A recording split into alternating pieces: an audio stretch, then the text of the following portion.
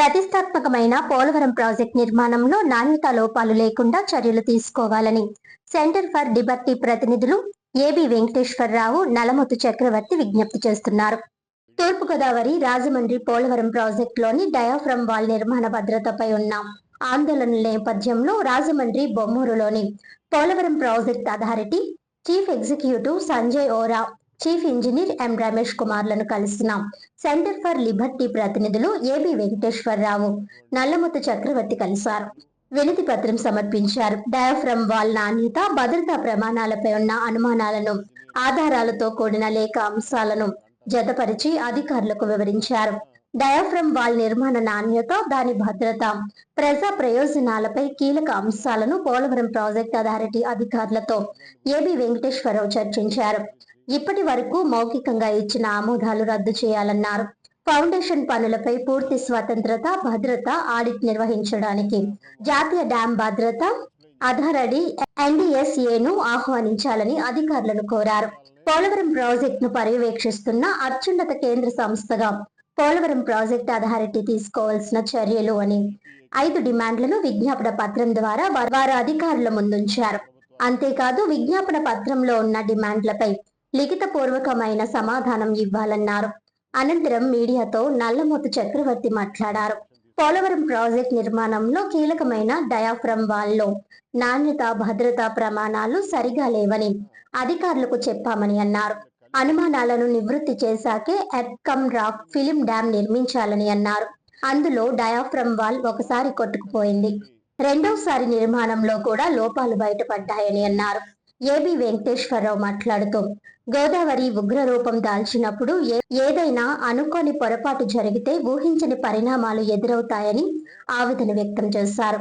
Diaphragm wall అఫ్రాన్ నుంచి దిగువ ప్రాంతంలో లీకేజీలు ఉన్నట్టు తమ వద్ద సమాచారం ఉందన్నారు. అదే అంశాన్ని అధికారులకు వివరించడం జరిగిందని పేర్కొన్నారు.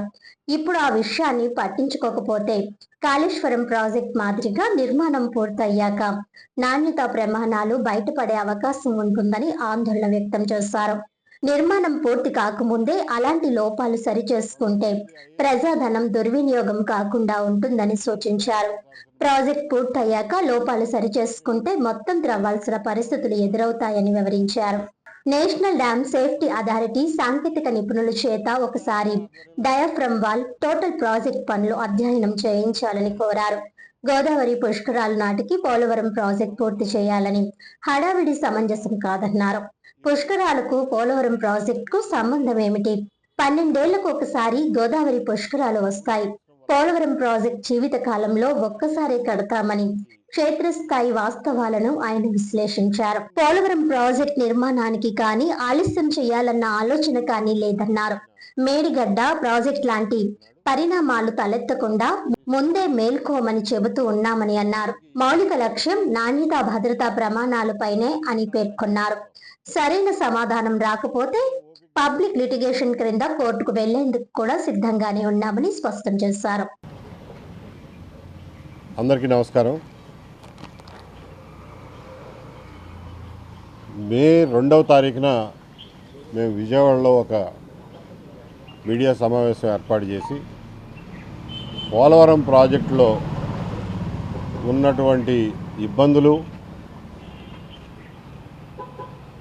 దాని నిర్మాణంలో మేము అధికారిక పత్రాల ద్వారా గమనించినటువంటి నిర్మాణ లోపాలు, వీటన్నిటినీ చాలామంది ఇరిగేషన్ ఇంజనీర్లు, ఎక్స్పర్ట్లతో మాట్లాడిన తర్వాత గంట సేపు వివరంగా ఆ రోజున పత్రికా సమావేశంలో ప్రతి విషయాన్ని ఎక్స్ప్లెయిన్ చేశాం. గైడ్ బండ్ గురించి, అప్రోచ్ ఛానల్ గురించి, ఈ డయాఫ్రమ్ వాల్ గురించి, కాఫర్ డ్యాములు, అసలు మొదటి డయాఫ్రమ్ వాల్ ఎందుకు కొట్టుకుపోయింది, ఇవన్నీ ఎక్స్ప్లెయిన్ చేసాం.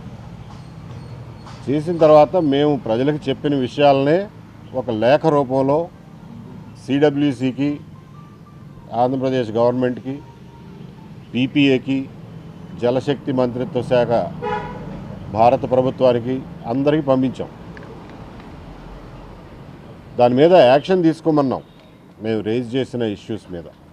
అవసరమైనటువంటి యాక్షన్ తీసుకోండి అన్నాం. ఏమీ చలనం కనపడలేదు. దాంతో మార్చి 23వ తారీఖున అయ్యా ఒకసారి మిమ్మల్ని కలిసే అవకాశం ఇవ్వండి మాకు, మేము కలిసి ఇవన్నీ మీకు ఎక్స్ప్లెయిన్ చేస్తామని చెప్పాం. దాని మీద కూడా పెద్దగా ఏమీ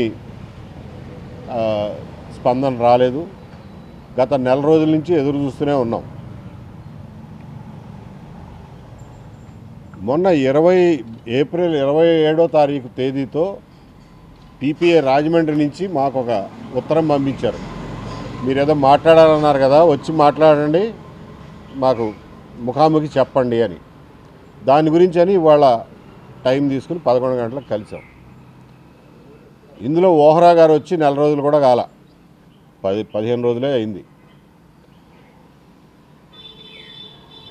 ఈ పీపీఏకి మొదట్లో ఇది ఐఏఎస్ ఆఫీసర్ కింద అనుకున్నారు. సీఈఓగా ఐఏఎస్ ఆఫీసర్ని పెట్టాలన్నారు. దినేష్ కుమార్ గారని కొన్నాళ్ళు ఉన్నారు, వెళ్ళిపోయారు. ఆ తర్వాత ఎవరో ఐఏఎస్ ఆఫీసర్లు రాలా. 9 సంవత్సరాల పాటు పీపీఏ ఇన్ఛార్జీల ఆధ్వర్యంలో నడిచింది.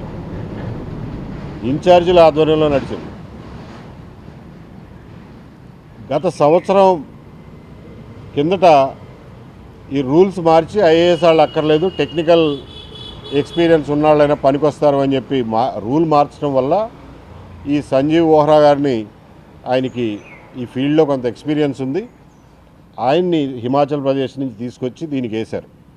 వేసి మొన్న 25వ తారీఖునే ఆయన హడావిడిగా ఇక్కడ ఆఫీసు ఓపెన్ చేస్తున్నాడు, ఆఫీస్ తీసుకున్నారు.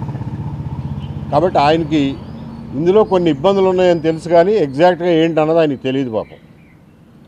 అవన్నీ మేము ఓపికగా ఇవాళ ఎక్స్ప్లెయిన్ చేసి చెప్పాం వాళ్ళకి. మనం అంటే పోలవరం ప్రాజెక్టు తరఫున గవర్నమెంట్ ఆఫ్ ఇండియా అంతర్జాతీయ నిపుణుల్ని, ప్యానల్ ఆఫ్ ఎక్స్పర్ట్స్ని ఏదైతే నియమించుకుందో 2024 జూన్లో, వాళ్ళు ఇచ్చిన రిపోర్టుల్లో ఉన్న సారాంశం మేము అన్నీ చదివాం కాబట్టి, అర్థం చేసుకున్నాం కాబట్టి, ఇరిగేషన్ నిపుణులతో చర్చించి అందులో వాళ్ళు రాసిన ప్రతి మాటకి అర్థం తెలుసుకుని ఒక అవగాహనకు వచ్చి మా అవగాహన ఆయనతో పంచుకున్నాం. ఇవాళ ఓవరాల్గా చూస్తే ఓహ్రా గారికి క్వాలిటీ విషయంలో ఖచ్చితంగా ఉండాలనే ఆలోచన అయితే ఉంది, కానీ ఇందులో ఎంత లోతుపాతులు ఎంత ఉన్నాయో ఆయనకి ఇప్పటిదాకా అవగాహన లేదు. కొంత ఉంది, పూర్తి అవగాహన లేదు. మాకు తెలిసినవన్నీ మేము చెప్పాం, ఆయన నోట్ చేసుకున్నారు. లేదండి మాకు కూడా ఇది ప్రెస్టీజియస్ ప్రాజెక్టు, మేము క్వాలిటీ విషయంలో పొరపాటు జరగకుండా చేస్తామని చెప్పి, మాకైతే ఆయన ఇంటెన్షన్ మీద, ఆయన ఉద్దేశాల మీద నమ్మకం ఉంది. కాకపోతే ఇందులో ఒక చిన్న ప్రాబ్లం ఏంటంటే, ఈయన మాట ఎంతవరకు సాగుతుందో మనకు తెలీదు. ఒక పక్కన ఉన్నదేమో హేమాహేమీలు, కాంట్రాక్టర్లు, పెద్ద వాళ్ళు ఉన్నారు. కాబట్టి ఈయన మాట ఎంతవరకు సాగనిస్తారో తెలీదు. మేము ఖచ్చితంగా ఒకటి చెప్పేది ఏంటంటే, ఈ మధ్యన కాళేశ్వరం ప్రాజెక్టు దెబ్బతిన్న తర్వాత, దెబ్బతిని కూడా ఇప్పుడు దాదాపు 2 ఏళ్ళు దాటిపోయింది. 23 అక్టోబర్లో దెబ్బతిన్నట్టుగా గమనించారు. రాజకీయాల్లోకి పోతే ప్రాజెక్టులు ఒకళ్ళనొకళ్ళు వేలెత్తి చూపించుకోవడం తప్ప అసలు కారణం ఏంటనేది తెలుసుకోవడం చాలా కష్టం.